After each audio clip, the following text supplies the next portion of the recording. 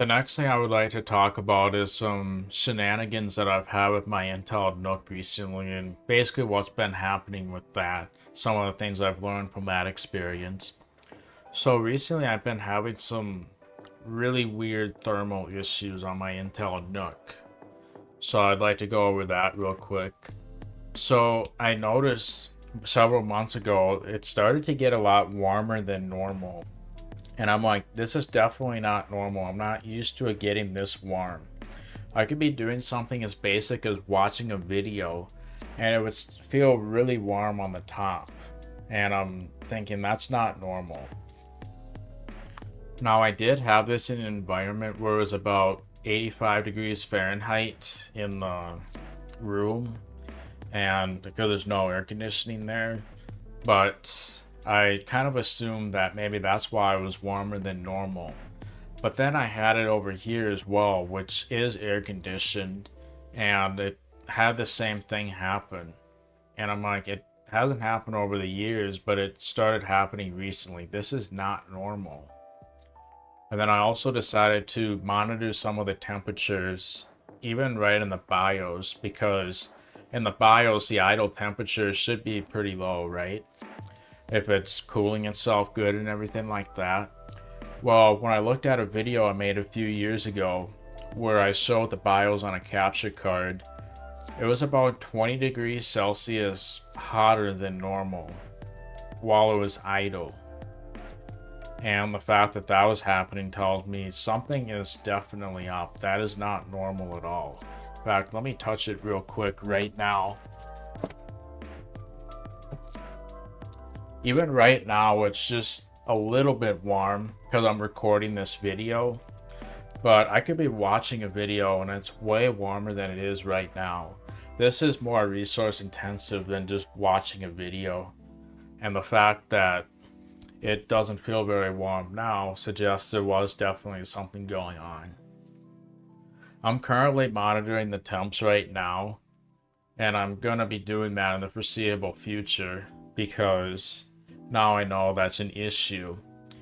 And I actually did a live stream a few months ago, and it was one of my favorite ones because I created a custom voice assistant skill from scratch. It went through my thought process. And I thought it went really well because even though I didn't know how I would approach something, I felt like I had quite a bit of skills, and I feel like I was able to show a pretty useful thought process while doing this project on a live stream. But the thing that's unfortunate about it is the live stream kept stuttering a lot, especially toward the end of it.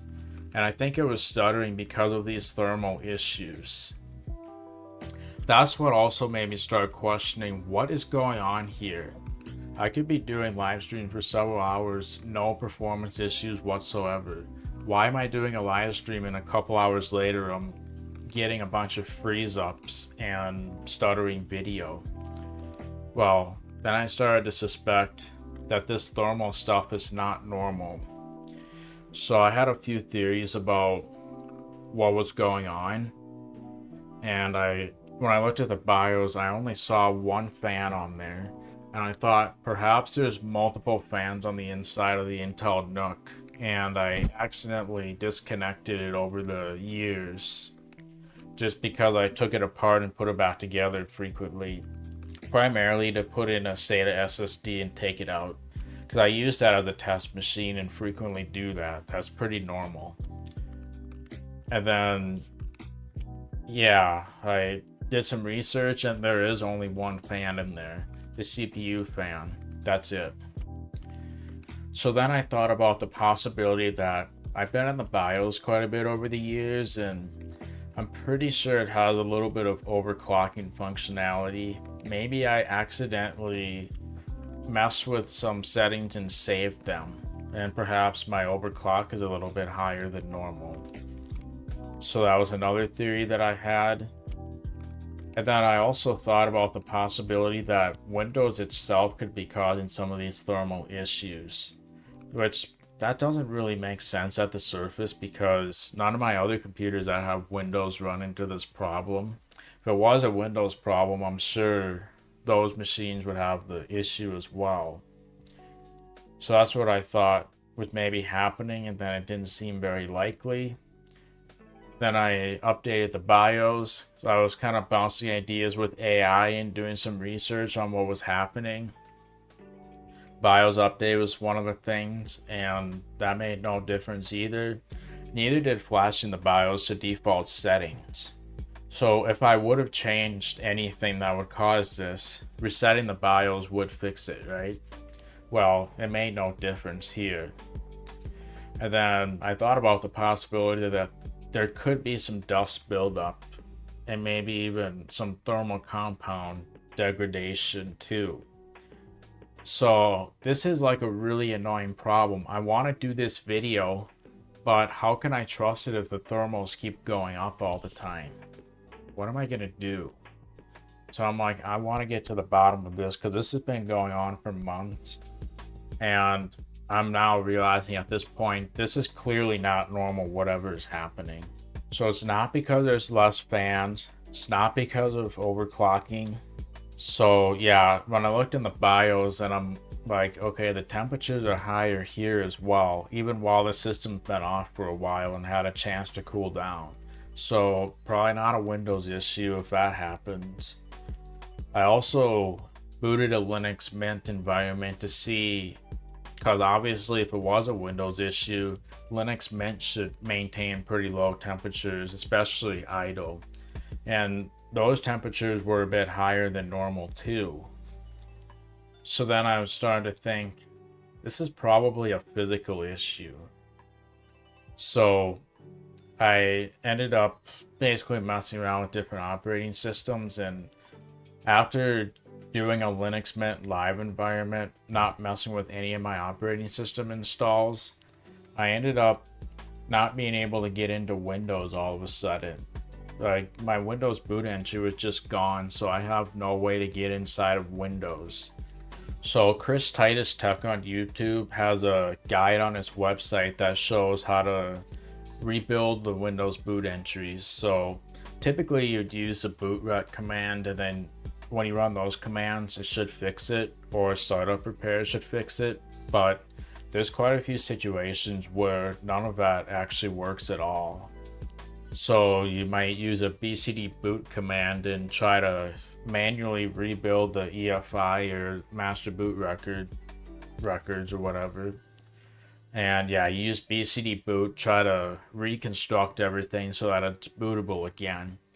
So I tried messing with that, and yeah, I can't get into Windows now, but I can get into live environments and stuff.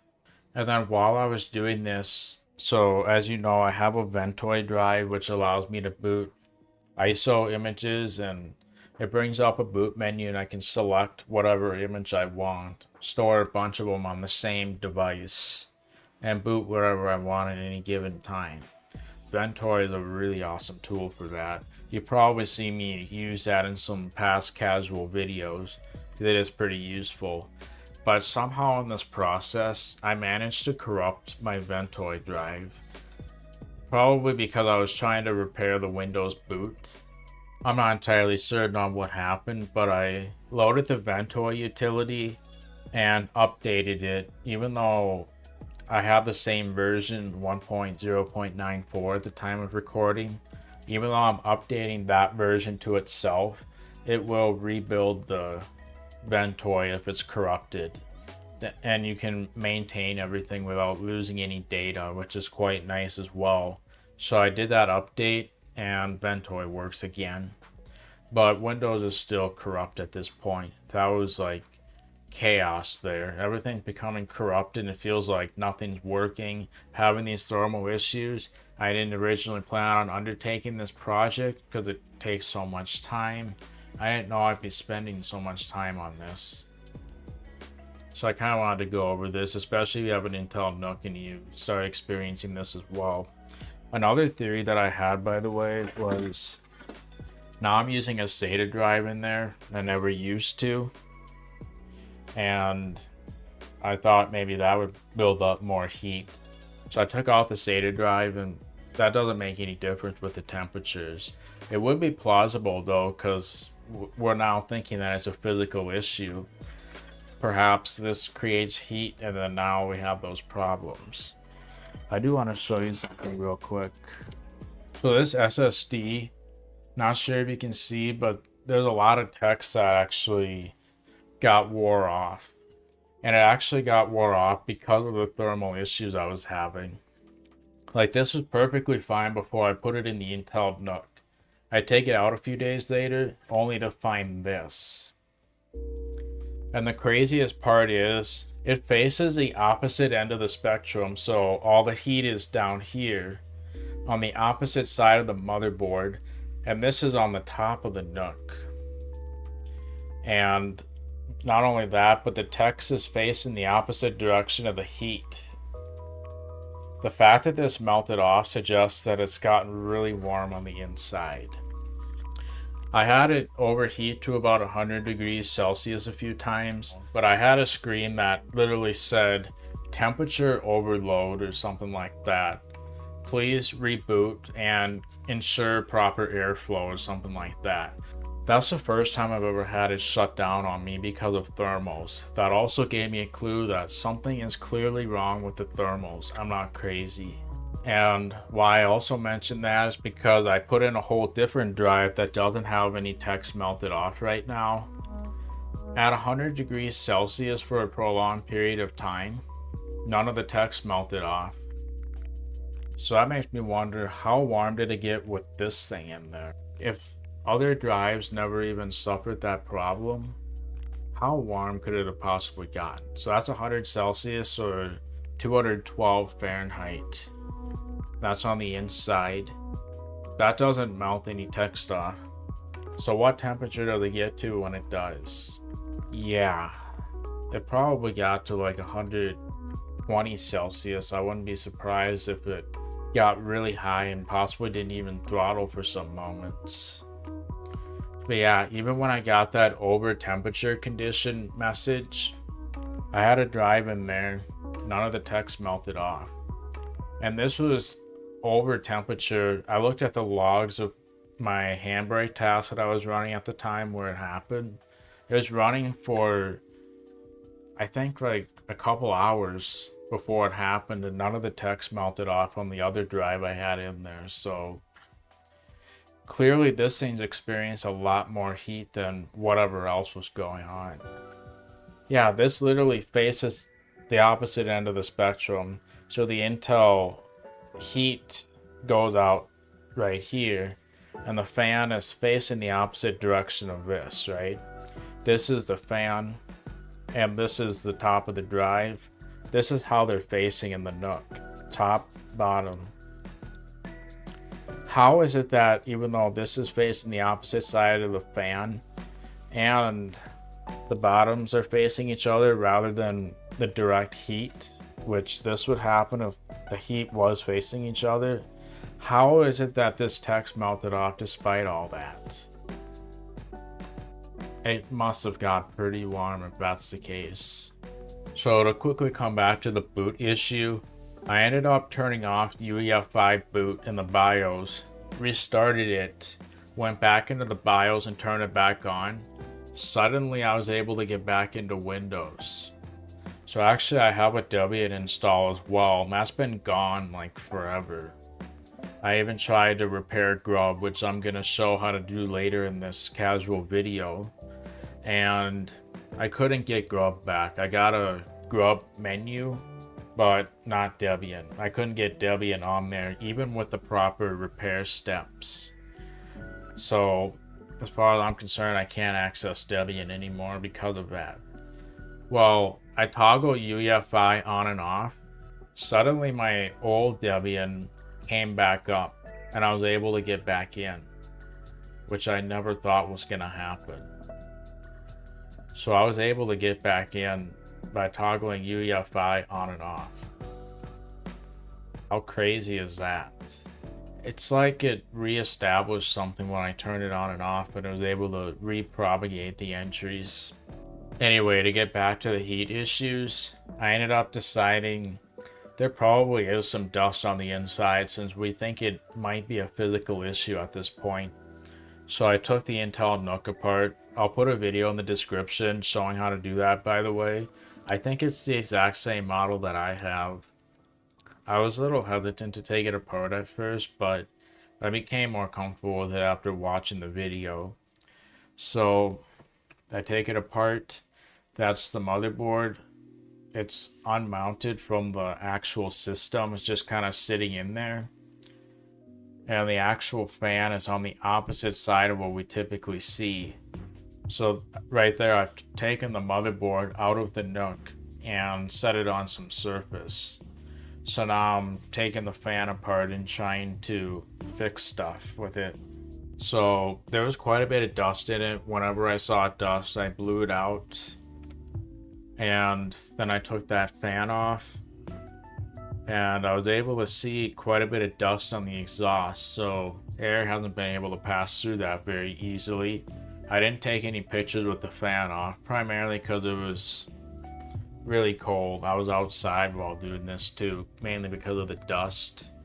It was like 10 Fahrenheit or something, and it was pretty cold. So I didn't want to take much time. I primarily took those photos so that I could have a reference to where all the wires are hooked up, and then I'd be able to hook everything up again. So I took the fan off. I noticed that there's not a whole lot of thermal compound on it. It's like in random places here and there.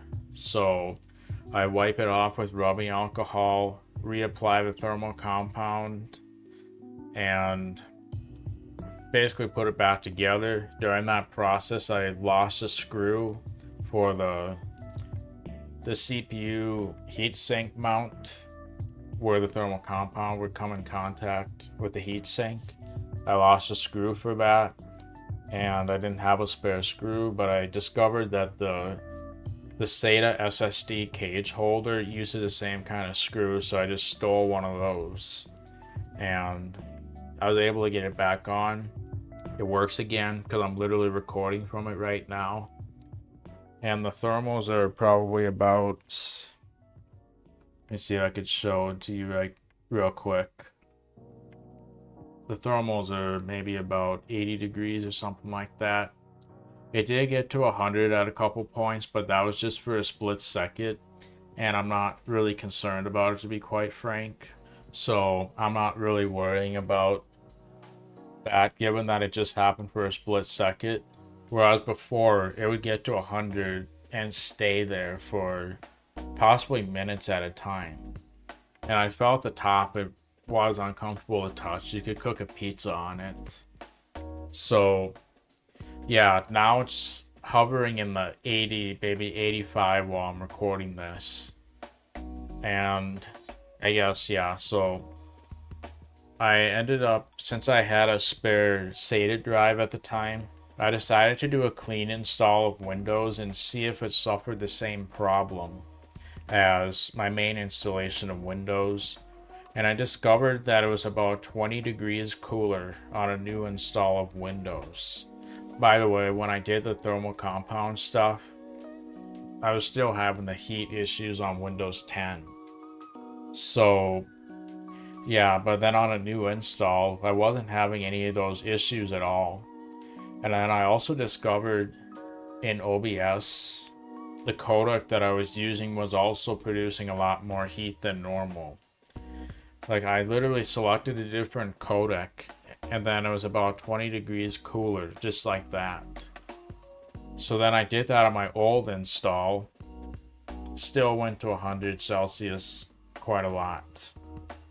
So now I'm thinking, so I probably did improve it a fair bit. I went into the BIOS again after doing the thermal compound, by the way, and it is cooler. Of course, because I was out in the cold, it was like 10 or 20 Celsius when I first started it up.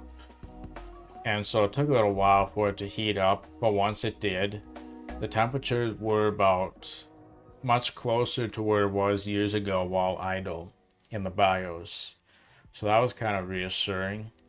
I probably could have done a slightly better job with a thermal compound. I always like to spread it around the whole die just to make sure I'm getting full coverage, and I care about reliability. If you're willing to take a little risk, you could probably do a glob and then let it dissipate on its own. But I manually spread it around. Of course, now with my bare hands, I would not touch thermal compound with that. So yeah, the idle temperatures are better, but I'm still experiencing the overheating issues in Windows 10. But in a new install of Windows 10, I'm not experiencing it anymore. It's almost as if I had a virus on it or something and somebody's using it to mine cryptocurrency or something. Really bizarre. So it doesn't happen on a new install or anything. And then I'm deciding, okay, so my Debian's all screwed up, my dual boot with Linux, and I have to reinstall that sooner or later. And since a new install of Windows works fine with the temperatures, I might as well upgrade to Windows 11 and do a clean install.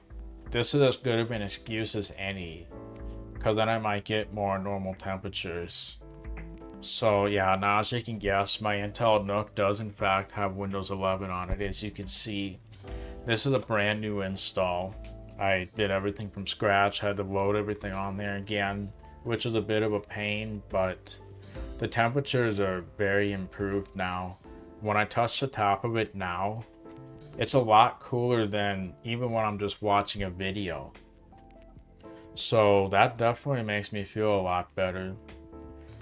So yeah, the heat also damaged one of my HDMI cable connectors because the connection got so hot on the outside. The connector likely got damaged from the heat. The cable belongs in the garbage now.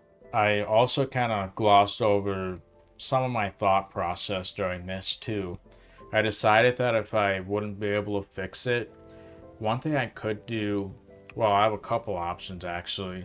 I could underclock the CPU, because I could probably get away with a lower frequency than what I have right now.